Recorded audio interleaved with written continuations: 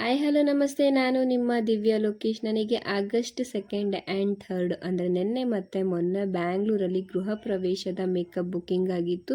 So customer ನನಗೆ evening and morning ಎರಡೂ ಟೈಮಿಗೆ ಮೇಕಪ್ ಬೇಕು ಅಂತ ಹೇಳಿದರು. ಸೊ ಹಾಗಾಗಿ ಮಾರ್ನಿಂಗ್ 7:15 ಟ್ರೈನಿಗೆ ನಾನು ನನ್ನ ಫ್ರೆಂಡು ಇಲ್ಲಿಂದ ಹೊರಟಿದ್ವಿ. 7:15 ಟ್ರೈನಿಗೆ ಹೋಗಿ ನಾವು ಅರಸೀಕೆರೆಯಲ್ಲಿ ಟಿಫನ್ ಮಾಡಿಕೊಂಡು ಫೈನಲಿ ನಾವು ರೀಚ್ ಆಗೋಷ್ಟರಲ್ಲಿ 11:45 ತನಕ ಬ್ಯಾಂಗ್ಳೂರು ರೀಚ್ ಆದ್ವಿ. ಮೆಜೆಸ್ಟಿಕ್ಕಿಂದ ನಾವು ಹೋಗೋ ಲೊಕೇಶನು 1.5 ಅವರ್ ಜರ್ನಿ ಇತ್ತು. ಕ್ಯಾಬ್ ಬುಕ್ ಮಾಡಿಕೊಂಡು ನಾವು ಹೊರಟಿದ್ವು ನಮ್ಮ ಲೊಕೇಶನ್ ಹತ್ರ. 1.5 ಅವರ್ ಜರ್ನಿ ಇದ್ದಿದ್ದು 2.5 ಅವರ್ ಜರ್ನಿ ಆಯಿತು. ಯಾಕಂತ ಹೇಳಿದರೆ ಬ್ಯಾಂಗ್ಳೂರು ಟ್ರಾಫಿಕ್ಕು. ಫೈನಲಿ ಹಾಗೂ ಹಿಂಗೂ ನಮ್ಮ ಲೊಕೇಶನ್ ರೀಚ್ ಆಗೋಷ್ಟರಲ್ಲಿ 2:30 ಮಧ್ಯಾಹ್ನ ಆಯಿತು. ಅಲ್ಲಿ ಹೋಗಿ ನೋಡಿದ್ರೆ ನನ್ನ ಕಸ್ಟಮರ್ ಇನ್ನೂ ಬಂದೇ ಇರಲಿಲ್ಲ. 5:30 ತನಕ ಬರ್ತೀನಿ ಅಂತ ಹೇಳಿದ್ರು. ಹಾಗೂ ಈಗ 6:30 ತನಕ ನನ್ನ ಕಸ್ಟಮರ್ ಬಂದರು.